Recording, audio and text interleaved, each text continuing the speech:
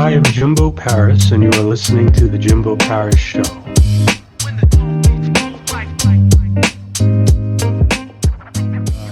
So today we have Juanita Smith, a clinical hypnotherapist. Let's see what she has to say. Hello, how are you doing today? Hi, Jimbo. I'm really well, thank you. How are you? Good, good. So let's get Yeah. started. So can you give me sort of a brief summary of who you are, what you're about, and what your message is, and perhaps how you got into being a hypnotherapist to begin with? Yeah, sure. So yes. So obviously, I'm a hypnotherapist, and I'm in Sydney. I have two clinics here in Sydney, two very busy clinics, and I also teach and mentor hypnotherapists to do what I do. And people come to me for anything they want to change in their life. But definitely, my niche is trauma and addiction. So that just came about, that just kind of happened really because I just started to see a lot of people for all sorts of unwanted habits like cigarettes and drugs and alcohol and gambling and even nail biting, anything. And obviously sometimes when you're working with those things, you have to work with the deeper trauma. So that's where it sort of became my niche, the trauma and the addiction. So much so I worked with so many people, and I teach my 5-step system to hypnotherapists, and I also wrote a book about it as well. Is it a habit or an addiction? Yeah. So that's me. That's what I do. All right, that's great. So you're an author as well. So can we get into a bit about what actually is hypnotherapy? I don't know what hypnotherapy is. Can you kind of You have okay, sure. Yeah, a lot of, can you to be honest. explain what that is to me? Sorry. Yeah, Yeah. could you possibly explain that a bit to me? Yeah, absolutely. And a lot of people are the same. It's amazing how little people know about hypnosis and hypnotherapy. And it is actually an ancient modality that's been around for thousands and thousands of years. So, you know, thousands of years ago, there's records of hypnosis, in ancient Greece and ancient Egypt and ancient India. And in Greece, they used to take their sick to these called sleep temples, and they would have them, and they'd be in a half awake, half sleep state, and they would just whisper suggestions to them, which is basically they were just giving them hypnosis to make them well again, or whatever was going on with them, whatever they needed. Maybe it was not physical health, maybe it was mental health. So hypnosis accesses the powerful processes of the unconscious mind to facilitate change and healing. So most people that have things that they want to change in their life that they're not happy with, I haven't met anyone yet who hasn't got something that they want to change in their life. So whether it's unwanted habits or they have goals, they have aspirations, what's going on with people is that everything that's going on with them is part of their unconscious programming. And hypnosis is so powerful because we work directly with that unconscious programming.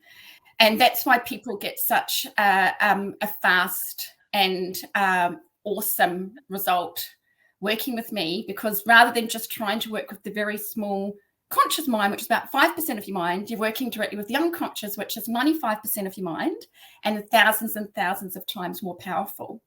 So people come to me for all sorts of things. I'll get someone coming to me who's been trying to quit smoking for sometimes decades. They hate it. They don't want to smoke. They're smoking 40 a day. They've tried cold turkey. They've tried medication, they've tried patches, they've tried everything, and even though they hate it and they don't want to do it and it's destroying their health, maybe they've got emphysema, maybe they've got cancer, they can't stop because it's out of their conscious control. It's an unconscious behavior.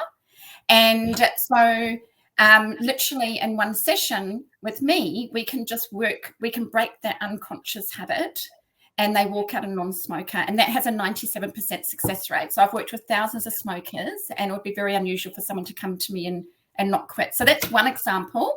But, when people come to me for anything like weight loss or anxiety or depression or childhood trauma or lack of confidence or phobias, whatever they're coming to me for, we can really make very effective changes in the short term very quickly for a long-term result, because we work directly with the unconscious. Now, that's really interesting concerning how hypnotism can be used to deal with things such as smoking, and even the Greeks used to do this in order to help people as well. Yeah. I'm thinking though, how does this all work though? What is the underlying system of how this works? Is this more placebo? Absolutely not.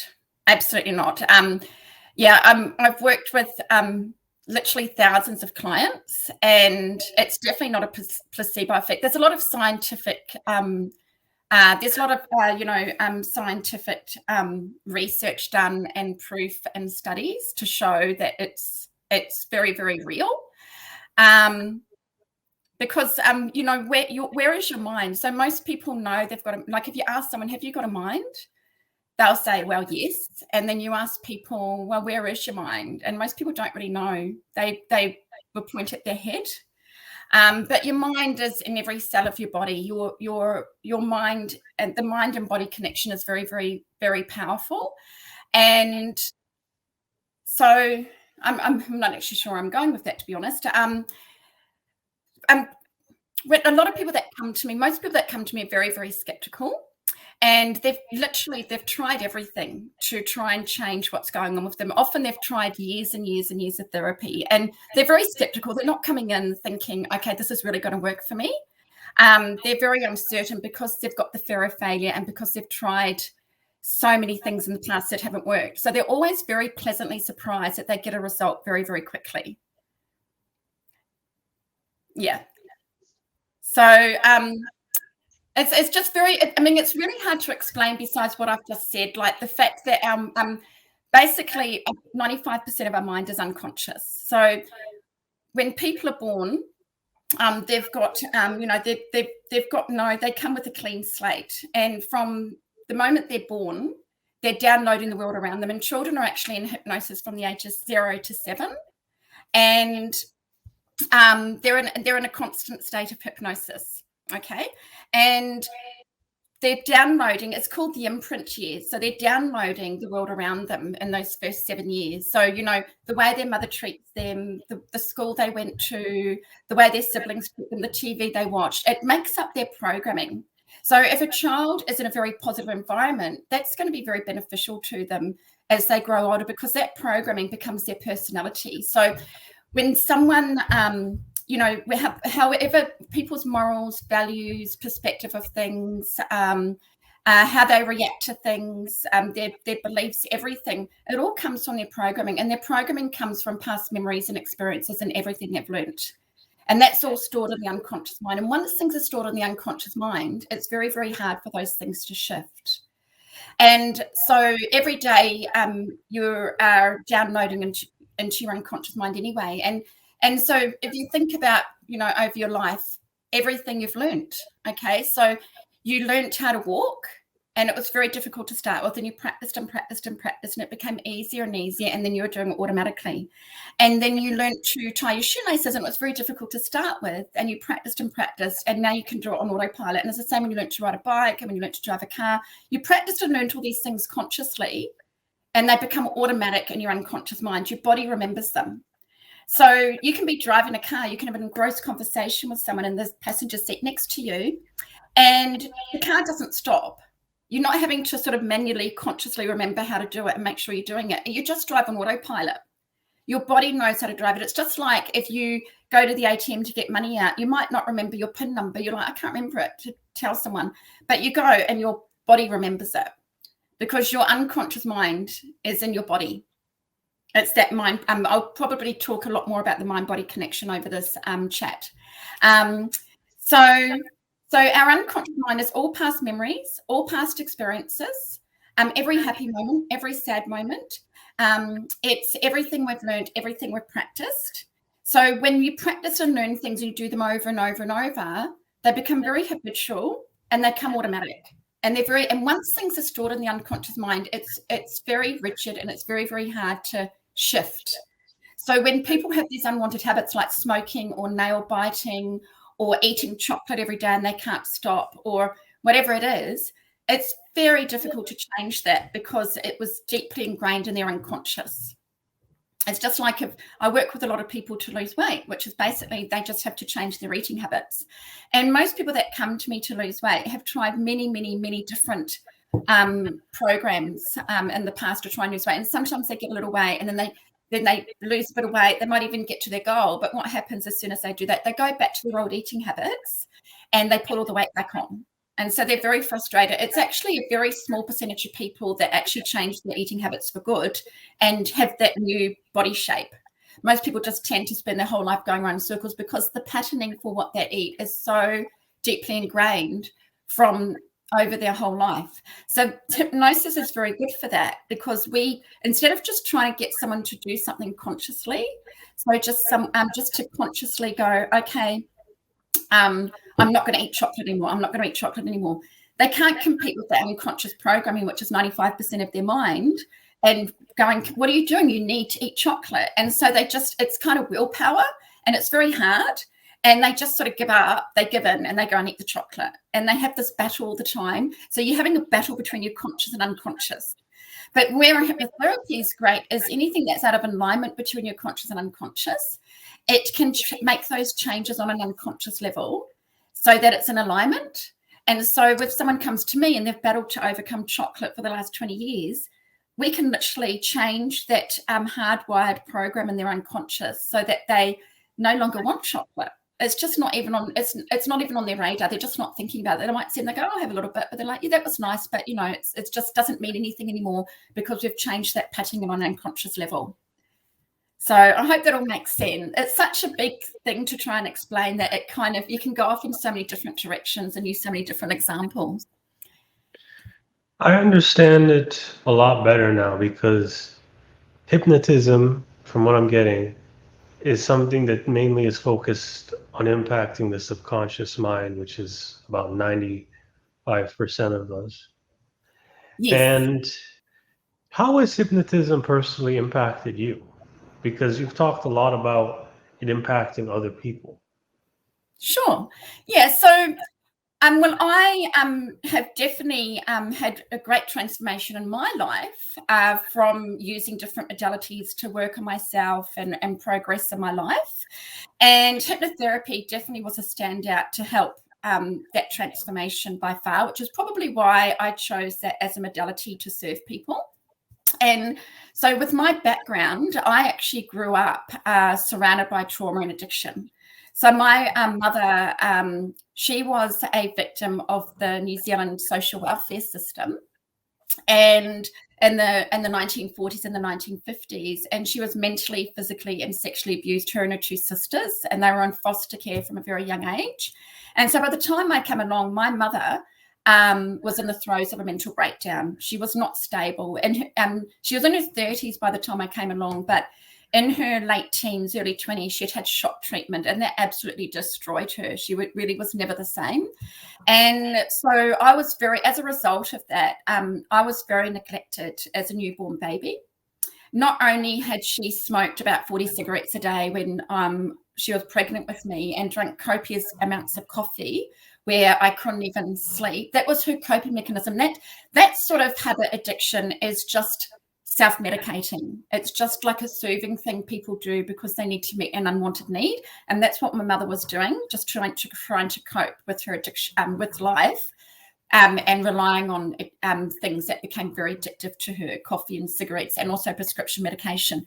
So through the neglect of her not really being with it and being passed out on prescription medication, I actually became very sick and she wasn't aware of it. So I actually lost all my hearing in one ear and partial hearing in the other ear.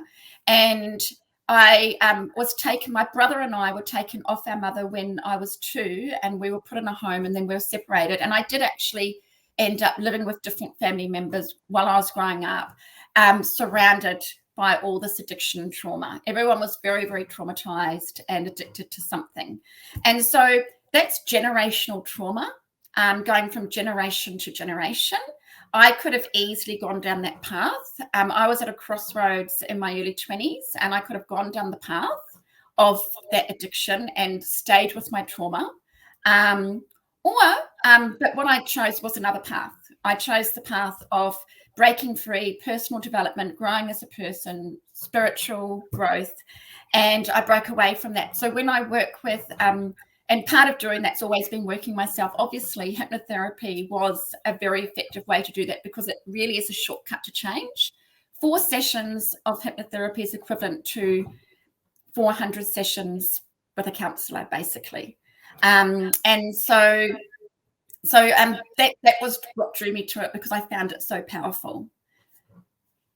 And so when I work with my clients now, I come from this place of understanding and compassion, because I really understand where they're coming from, and with some of the horrendous things that my clients have been through, and that's just from my own experiences. Well, that was a very tough story. You've definitely been through a lot of different things, and it seems from a lot of this, hypnotism really has had a certain impact on you per se.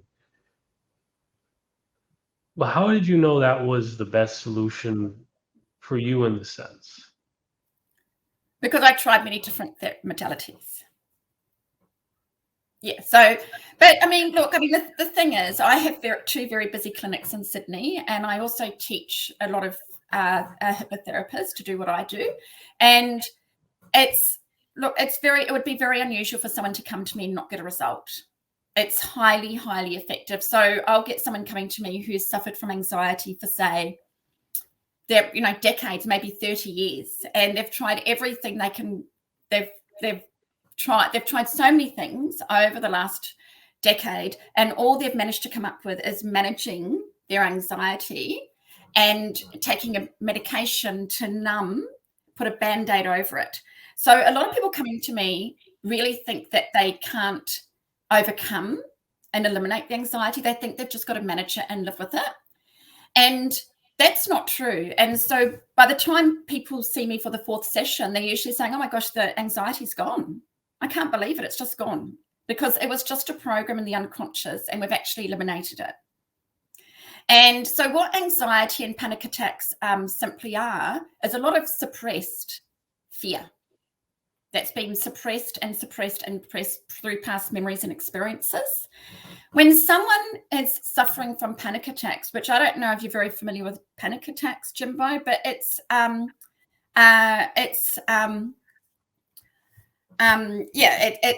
very, what's the word? It's very debilitating, was the word I was trying to think of, because you can get a panic attack anywhere, and it's completely out of your control. So remember, anything in your unconscious is out of your control. Consciously, you're safe. Consciously, you don't want to have a panic attack, but you have got no control over it. You just, your heart's racing, your palms are sweating, you're hyperventilating, and you've got no control over that. Why is that happening? Well, first, one thing is that your unconscious mind thinks you're in danger. So it's trying to warn you you're in danger, and it wants to keep you safe and look after you, because that's the prime directive of the unconscious, that it's a survival mechanism. And it's also anxiety itself and panic attacks. There's a lot of suppressed fear as well.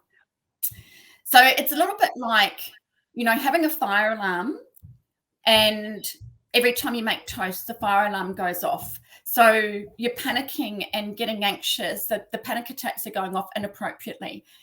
Anxiety can be a good thing used appropriately, because it is, it puts, having a bit of fear and anxiety and getting the adrenaline running is putting you in survival mode when needed. Okay. So that comes from our caveman brain to look after ourselves and protect ourselves. You could be walking down a dark alley and hear footsteps behind you, and of course you want to be feeling a bit of anxiety and be on alert to protect yourself and look after yourself. But if it's going off inappropriately for no reason, that's when it becomes a disorder and it's an issue, and it's very, very prevalent. Many people suffer from varying degrees of anxiety, right up to the extreme panic attacks, and it's extremely debilitating for their life.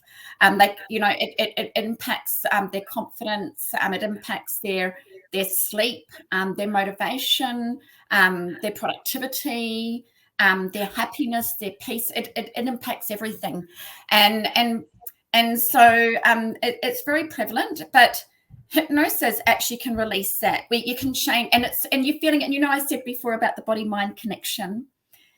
When you're anxious, it's not just thoughts. It comes from your thoughts, of course, but it's actually felt through your body. So what are some of the physical symptoms when you're anxious? There's many physical symptoms when you're anxious. So once again, that mind-body connection. Okay. So hypnosis changes the body's response to that situation. And so what people find is after they work with me, we release that fear, we release the anxiety. Sometimes there's a birthplace root cause issue that we need to work on because it came from somewhere.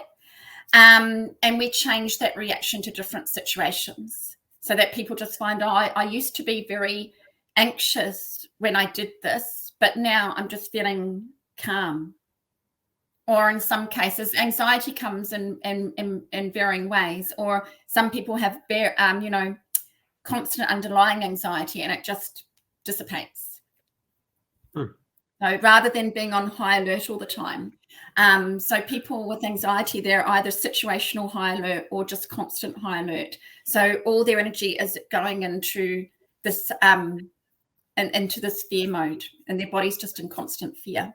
So hypnotherapy is very healing. I work with tons of people for anxiety, and they start to notice a shift after one session. They very rarely need more than 4 sessions. So you bring about a lot of interesting points here. And I have a multitude of questions coming up. So I was thinking, first of all, if anxiety is something that comes about from a certain choice you make, is basically anxiety linked to something like a phobia? And then another question I have is, how long does hypnotism actually take? And then the third one is, do all types of hypnotism get performed the same way? Do you just perform the same action with them, or do different people require different things? So which of these 3 questions do you want to hit first? Okay. I think I want to go with the phobias first. I think that'll be the Okay, easiest one, since it's the Yeah. closest to what you were just talking about. Sure. So phobia is a fear. So the root of anxiety, panic attacks, and phobias is all the same. It's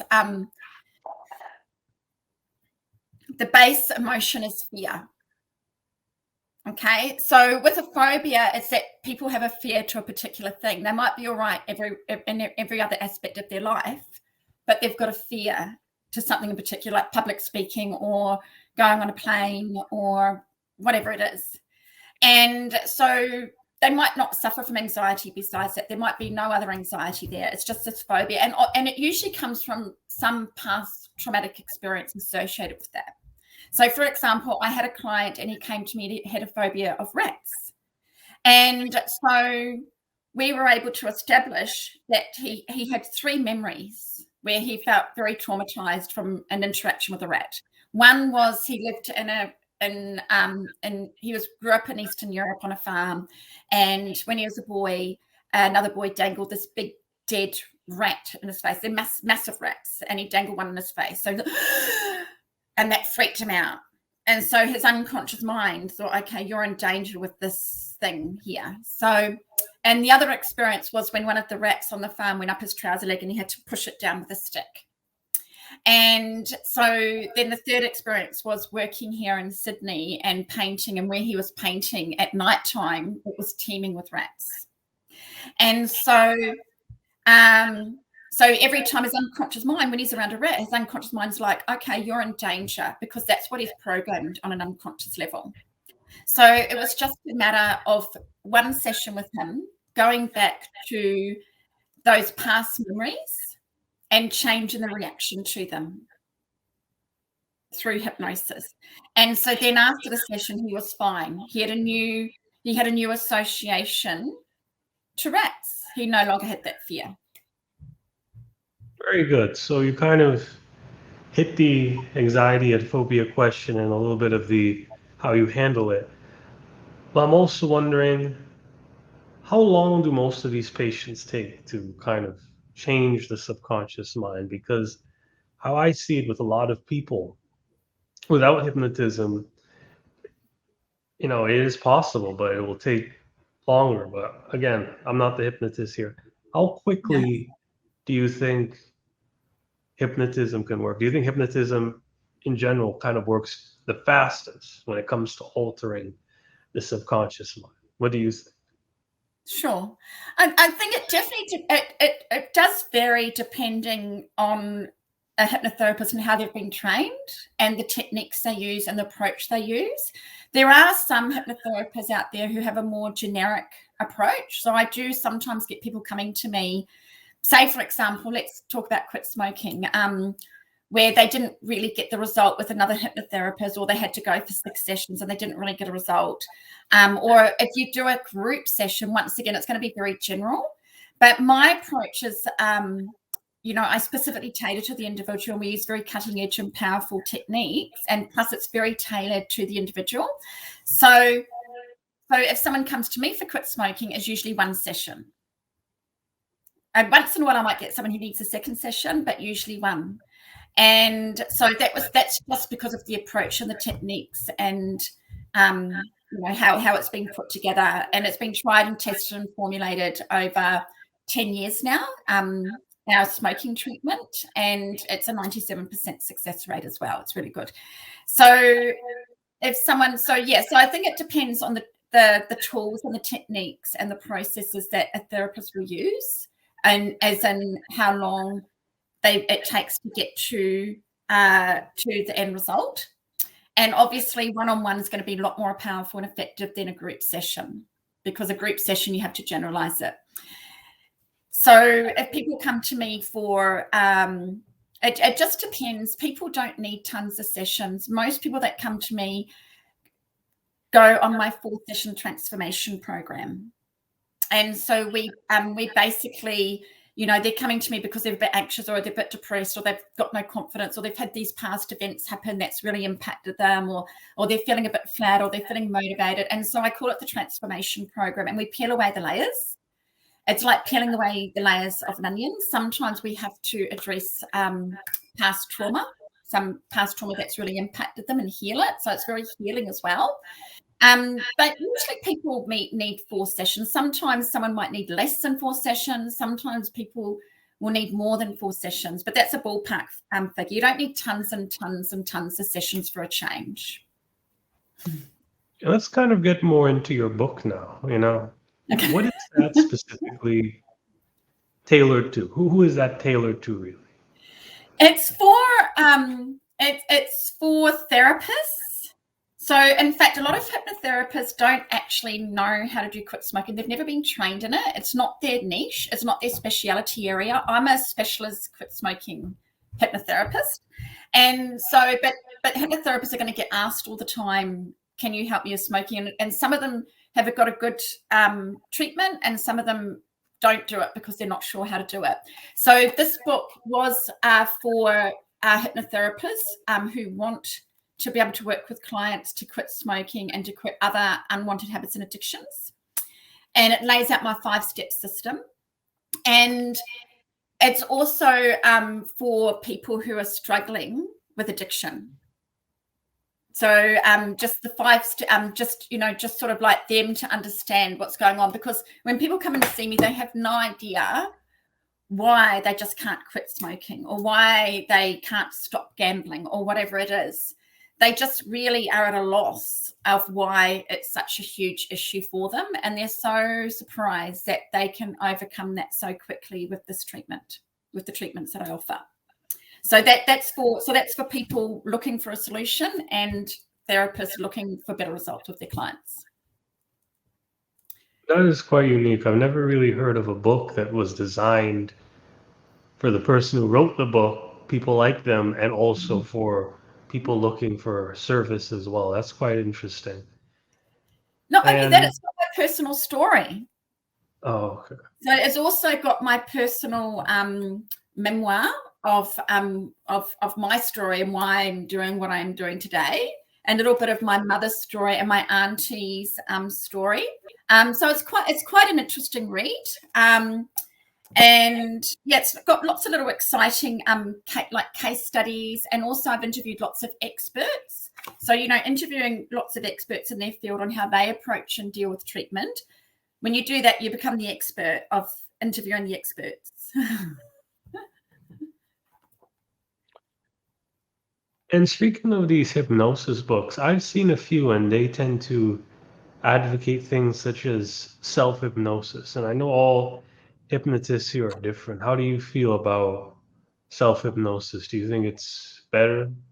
Or what do you think personally? I think self-hypnosis is great. I actually run monthly webinars and I teach people how to do self-hypnosis.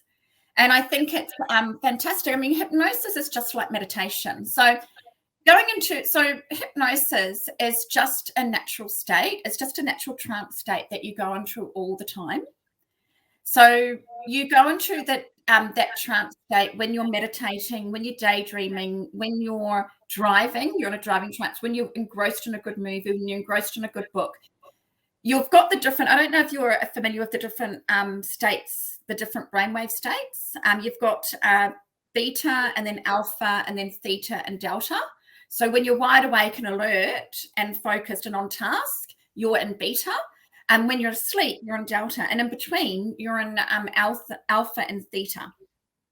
And so if you were wide awake and in beta all day, you'd have a heart attack. So you go in and out of trance throughout the day. And as I said before, like a child is actually just in a state of hypnosis. They're actually in an alpha state until the age of 7. So that's why everything is wide open and everything they say is just everything around them, the whole world around them is just really imprinted into their unconscious. So it's just a very natural state that you go into all the time. And so you could call hypnotherapy, hypnosis, you could call it guided visualization, or you could use another word for it. And so if someone does hypnosis, self-hypnosis, they're basically just putting themselves into meditation, but they're also putting suggestions in. Either they could record themselves and listen to a recording, or they could just have a little process in their mind of doing a little self-hypnosis, like, and I lay out the steps for that in my webinar, but just putting in those suggestions of being positive and in the present, and using visualization as well, which is very, very important, because visualization is very effective it is actually scientifically proven very effective to manifest what you want to manifest in your life if it's done properly. And so I teach that, and I think it's very beneficial. So if someone's already got a meditation practice and they add in suggestions and visualize what they want while feeling it as well, that's going to be just an extra bonus with that. But I think when you go and see a hypnotherapist, it does take it to a different level. Self-hypnosis is more like a practice, just like meditation. It's something you want to practice and you'll get the change over time. Well, if someone comes to me, we can really, with the tools and the techniques and everything I'm doing and putting all together, which really you need that experience and that training to do that, it's 10,000 times more powerful. So self-hypnosis is more like it's a very convenient form of guided meditation. Yeah. Yeah, I mean, a little bit different in the fact that when I teach someone to do hypnosis, either they can do the recording or they can just lay it out in their mind, have a plan and lay it out in their mind. They want an intention first. So you set an intention, just one thing at a time, like maybe it's to lose weight. And then the proper way to do the self-hypnosis is to do the steps. So you get yourself and to do an induction. So an induction is to relax, let go of any thoughts. What you do in meditation really, just have that induction, have that physical body relaxation, etc., and then you do the deepener. So either you can count down. Sometimes people go down steps, or they might go down a lift, or they might just float down, and that just takes you deeper into trance. Or you can go up, you can ascend deeper if you want to, go up the stairs to go deeper, believe it or not. And then you do your suggestions and your visualization, and then you can do your reorientation and count back to where you started to come back to the present moment. So it's a little bit of a layout, but it's pretty much, when people come to me, they're like, I've never been hypnotized, what's it like? And I say, have you tried meditation? They're like, yeah. And I'm like, it'll just be the same as that.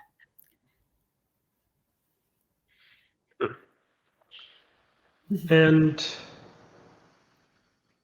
what type of advice would you give to someone else that would like to go down the hypnotheric route? Yeah. So look, when I train students to become hypnotherapists, it's actually the most lucrative natural therapy industry out there. Some hypnotherapists make more than doctors, and it's sought after. So if I look at my students that just trained with me this year, they are booming. I've got one graduate, and she trained with me in March, and it's an apprenticeship as well. So you do your training, but then the learning starts when you're in practice as well. But with the it's too much to get into today. But with our processes and our techniques and our tools and everything we lay out at the academy that I train at, people can really learn very quickly and have that support and have everything they need, so they can actually just start working with clients with mentoring and support as well, of course. But one student I can think of in March. She just told me a couple of weeks ago that she's already worked with 150 students. She's had to cut back on her day job because she was, she was still working full time when she started. Now she's probably going to be finished with her job very soon, and she's making more money during her hypnotherapy practice than she is in her full time job as well. And so that's a normal story. Like, all my graduates are, busy booking in clients, calling me all the time for mentoring, and because it's really, really sought after. I've got some of our graduates just decide they just want to be quit smoking specialists, and so they set them up, and because of our treatment, they get known as the top hypnotherapist in the area. And then some people have already had modalities in the natural therapy industry, but once they've added being a hypnotherapy to their toolkit and promoted themselves as a hypnotherapist, the phone starts to ring because people are looking for what we offer. So there's a lot of benefits. It's very lucrative, and there's no, there's no point if you're going to run a business. If you're struggling financially in your business, it's really not going to work. So as a hypnotherapist, you make a very good income. So financially successful, you get to choose your own hours as well. You get to choose how many clients you want to work with, and your clients are going to get results very, very quickly. And so then your business grows exponentially because they get good results. So that's what happened with me. I grew so quickly with my business. All my business is referral.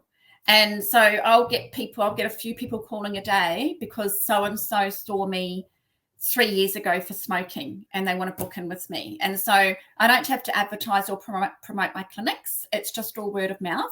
And I also get a lot of doctors, heart specialists, counselors, psychologists, and other medical practitioners actually refer their clients and their patients to me as well, because they've had other patients or clients get great results with me.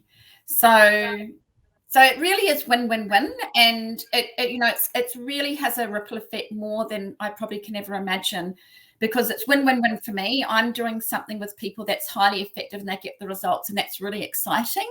I wouldn't be in this if people were calling me and saying, I didn't get a result. I'd be so downtrodden. I probably wouldn't want to do it anymore. I think this doesn't work. But it's very unusual for someone to come to me and not get a result.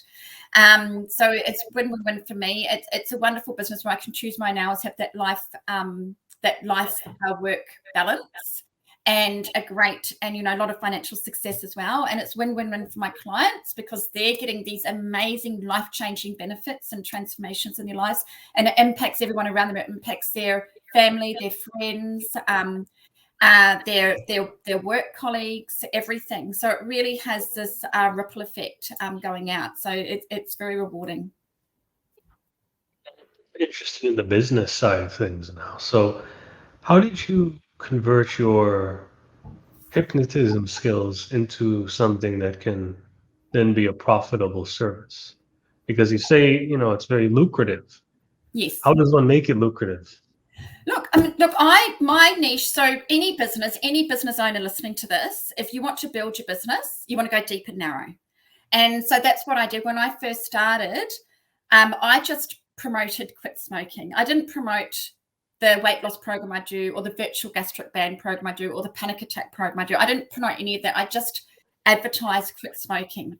And so instead of going wide in general, I was sending a message out that people were looking for. So smokers are looking for a solution.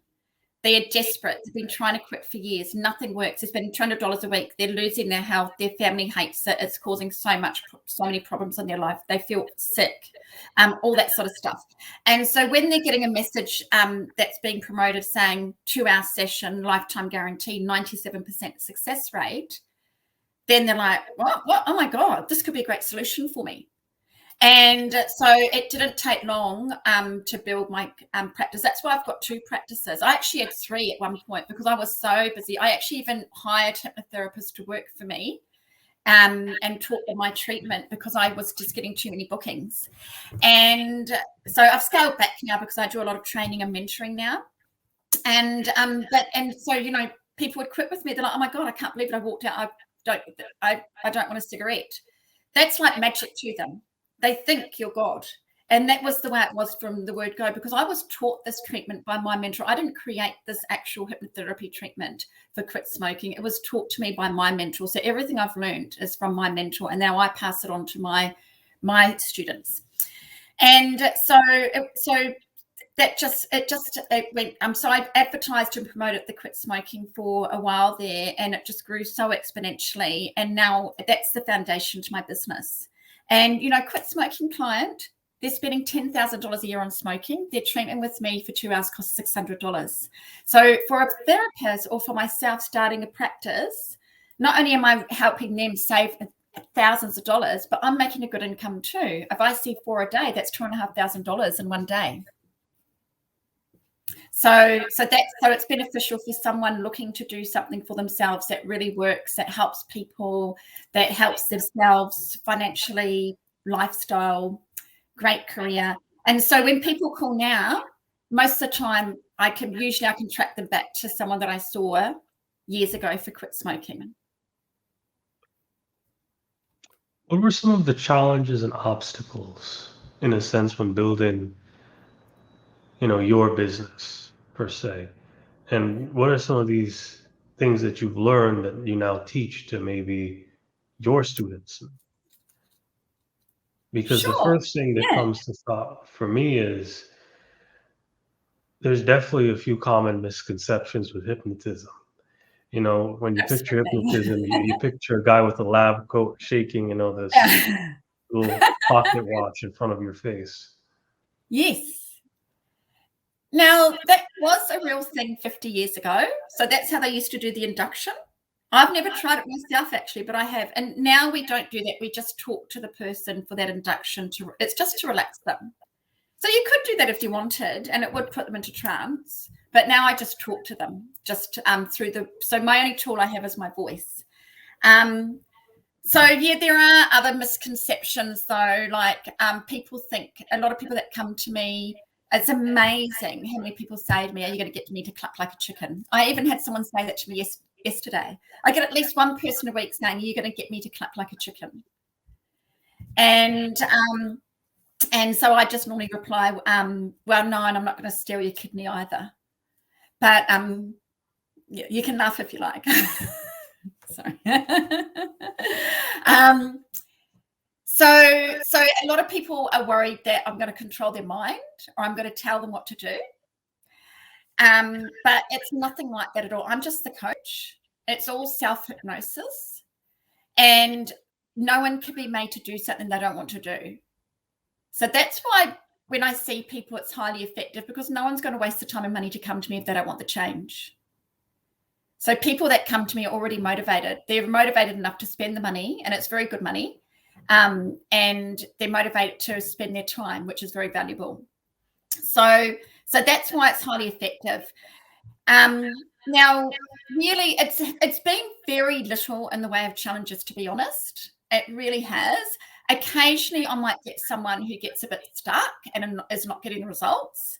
And so, luckily for me, because I worked with so many clients, I literally, for years, worked with, client after client from first thing in the morning to last thing at night, like 5 days a week.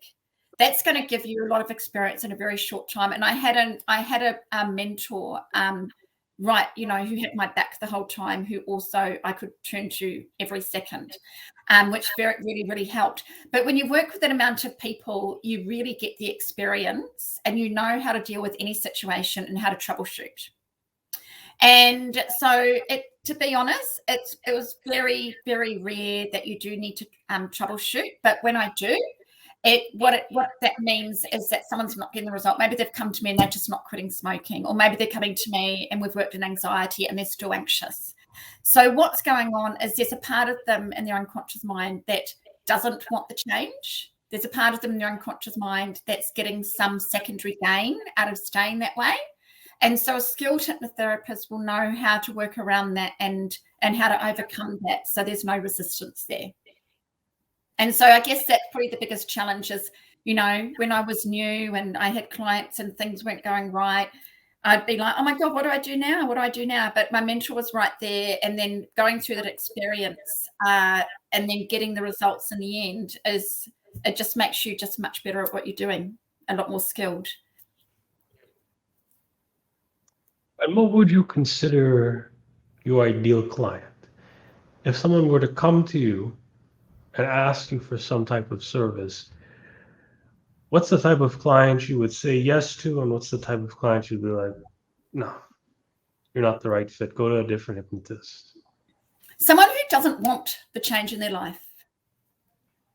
So if someone, and so it would really be, that's really not going to happen unless maybe they've got a spouse or a parent or a child who's booking for them because the parent or the child or the spouse wants them to change. And so it's just really a matter of just saying on that phone call to that person, look, they have to want the change, because if they don't want the change, it's not going to work. Because remember, it's not mind control. No one can make you do something that you don't want to do. So it's very, very important that person wants the change. And as long as they want the change, it's going to work. So if someone said to me, I come here for smoking, but I don't really want to quit smoking, my wife told me I should come, I say, look, I can't help you. You have to want the change. You're just wasting your time. But to be honest, I really haven't had that experience. The most I've had is really just someone ringing up on behalf of someone else. And I think maybe twice, I can remember two situations where we did do the quit smoking and it didn't work. And then I discovered, but they hadn't told me because I'd said, yes, I want to quit. And they've said, well, I didn't really want to do it anyway. I just did it because of this. Or they just, but I think that's happened twice in the last 5 years. So yeah, but it's really a non-issue because people are just not going to waste their time and money if they don't really want the change in their life. If someone had real issues, maybe they were very, very, very aggressive or a bit scary, I would turn them away. But I haven't really had that happen either. And what would happen if, let me phrase it this way. How has your business changed since COVID has happened? Are you able to do virtual hypnotisms now, or do you think now that, COVID is kind of going down a bit, you're happier now that there's more people coming in to see you, if that's the case? Yeah, I mean, it did get a little bit quieter in Sydney because we've been in this great Sydney lockdown since June. So it definitely got a bit quieter in my clinics. But it was I was actually very busy with students, so it was nice to have a little bit of a change there, like less time in the clinic, more time with students. So it's picked up in the last week. It's picked up again. Like I'm pretty much fully booked now for the next couple of weeks, and I've always worked online. So I've worked online way before COVID because I've got an international business. And it's no difference whether someone comes and sees me face to face or they see me online. The only tool I have for for the treatment is my voice. So as long as they've got good headphones and we can see each other and they can hear me clearly, it's just as good online as coming in. In fact, there's probably a lot of benefits of being online because you're in the comfort of your own home. You're wearing headphones, so my voice is going into your ears. So I'm considered an essential service, though. So I have been open throughout the lockdown, and I have seen people face to face because it's an essential service and for mental health. And do you also play the role as a motivational coach in a sense? Do you think you may have to incorporate some more personal advice or some more non-hypnotic suggestions, if you will, maybe guiding them in the right direction? Yeah. Because, maybe with smokers, again, this is your expertise, but maybe a smoker may want to switch with an electric cigarette or maybe use the patches sometimes. And you may have to give them some sort of philosophy that's non-hypnotic to kind of suggest them not to do that, sort of like what a coach would do. What do you have to say about that? That's very interesting. Yeah. So definitely, I'm definitely also a life coach and a counselor because, you're building that relationship with that person, and I'm working with that person with what they need. So absolutely, a lot of that stuff goes into it. So they can't have an e-cigarette or a patch anyway, and there's no need for them to have it because they walk out and they've got no cravings. So it's really a non-issue. But absolutely, I in that instant. But absolutely, I am prepping them for post-session on what they need to do to support themselves moving forward. For anyone that comes to me for whatever reason, whether they're coming to me for to change their diet or whether they're coming to me for anxiety. So I do a lot of that non-hypnotic coaching. But is it non-hypnotic or is it still hypnotic? I think it's still hypnotic anyway. So as soon as they walk in the room, I think they're in hypnosis. Yeah, so you're using like hypnotic strategies to work with them from the minute they come into the office before you put them into trance, right to the minute they leave. And another question I have is, has hypnotism ever helped you outside of hypnotism at all? Because you sort of mentioned there, you're always doing hypnotism. So even when you're working with someone with like me right now, are you doing that too, or? No. Okay. No, I'm not. Has it helped me out? Yeah, I mean, yeah, absolutely. It has helped me out because, yeah, I mean, it really, you get a lot of benefit out of, working with people constantly in trance. I mean, obviously, I'm always learning so much myself. It's constant learning. It's a really exciting industry to get into, actually, because there's always so much to learn, and there's just so many different techniques, and there's so many different aspects of it. I mean, I do what I do, but I haven't yet trained to do past life regression hypnosis, and that's something I'd really love to do. I don't know how to do hypnobirthing, which I'd really love to learn. And I'm not a specialist in pain hypnosis. I can do a little bit of pain stuff. I dabble in it, but it's not really my specialty area. So there's always so much. I'm constantly learning, and you learn from your clients as well. So then you're just growing that wisdom all the time. And that benefits all areas of your life. That benefits your relationships, your children. I've got 2 children, 16 and 13. Me doing this work has been very helpful in how I'm my skills as a mother and how I'm raising my children. So yeah, so it's amazing, really. Does that answer your question? What do you think is the more spiritual take on hypnotism now? How do you sort of take hypnotism on a more spiritual kind of soulful level, if you will? Yeah. Well, I think a lot of the work I do with clients, they will often comment that's a very spiritual approach. So, I'm working with people for many different types of things. and the mind, body, spirit connection, if you will. So, you know, sometimes people are holding on to other people's toxicity, for example. You know, I work with people to take back their soul fragments and give back other soul fragments. So there's definitely a spiritual element when I'm working with people. And people have sometimes when people are in trance with me, they have a very spiritual experience as well. So people comment on all sorts of different experiences. Often people have a session with me and it went for an hour, and they'll think it went for 5 minutes, but they remembered every word. So they lose sense of space and time. That's a sign of hypnosis. But then they'll just say, like, these incredible experiences that happen during that. They were listening to me, but, you know, things happen, like the lights flashing in their eyes and the colors and all of this. So definitely it is very spiritual, a very spiritual experience. I'm not sure if every hypnotherapist has that approach. I don't think so, but with the work I do, yes. And what's the future of what you're doing now? Are you planning on maybe writing more books? When you're planning on specializing in more things, what specifically are you planning on specializing in? And maybe finally get into your website, you know, the services that you provide and what you kind of do on your website. So for these last few minutes, let's kind of hit, first of all, let's hit what you're planning on doing in the future, books, specializations, any of that. Let's just loop that into one question.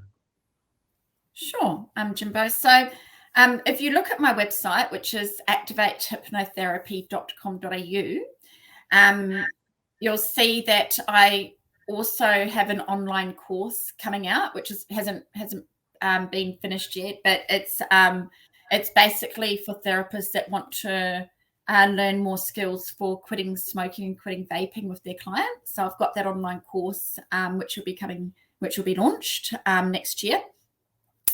And I'm going more. I've got my 2 clinics, but I'm going more into training and mentoring. So that's my main project at the moment, building up the training and mentoring side of my business to teach clients to become specialists, internationally accredited and certified hypnotherapists with a professional body, internationally and nationally, and also to become specialist hypnotherapists in quit smoking and other addictions, anxiety and panic attacks, and desired weight, and virtual gastric band. So I'm going more into that area at the moment, but definitely in the future, I would like to get and do more training in different areas such as past life regression and more training working with pain management with hypnosis. So yeah, it's really exciting. Okay. So when it comes to specific services, though, necessarily, is it more group or is it one-on-one? And what types of services are these necessarily? Is it only smoking per se, or do you offer Oh, sorry, general? services. Okay. Yeah, no. So people come to me for all different unwanted addictions and Okay. habits. So quit smoking. The topics covered in my book are gambling, alcohol, drugs, quit smoking, and food. So I do work with a lot of people for those 5 habits, unwanted habits, but it can be anything. It can be nail biting or a shopping addiction. So any unwanted habit or addiction, but I also work, with a lot of people for PTSD, anxiety, panic attacks, phobias, confidence. So really anything. So people become my clients because they're out of alignment. What they consciously want is different to their unconscious program. So they feel out of alignment. So if they're not feeling good, they're out of alignment. If they're feeling negative emotions, they're out of alignment. Something's not right on an unconscious level.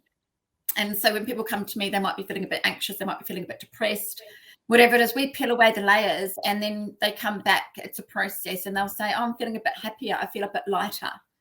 And so we peel away anything negative that they're holding on to. We heal anything that needs to be healed. We let go of anything that needs to be let go of, and we work towards what they want to achieve. And so that's why I call it the transformation program, because it's very transformational. And so process. So really any of those sorts of things, people come and see me for. This was a great talk. And are there any sort of final words, any final takes you would like to give? Advice? Yeah. So look, so just just be mindful that of your thoughts, because thoughts become things. And some people think they don't have a great imagination. And what I say to people, they might say, I've got no imagination. And I'm like, well, you are so lucky then, because if you don't have a great imagination, you'd never be worried. You'd have nothing to worry about. And they're like, oh no, I worry all the time. And it's like, well, if you can worry, then you've got an amazing imagination. So how about, instead of putting your amazing imagination into worrying about what could happen in the future, which is probably not going to happen, into using your great imagination to imagine what could happen that you would like to happen. So just be mindful of your thoughts and what you're using your imagination for. All right. I'm Jimbo Paris. This is the Jimbo Paris Show. Thank you again, Juanita. Great You're welcome. talk. Yeah. Thanks, Jimbo. Thank you for listening to the Jimbo Paris Show.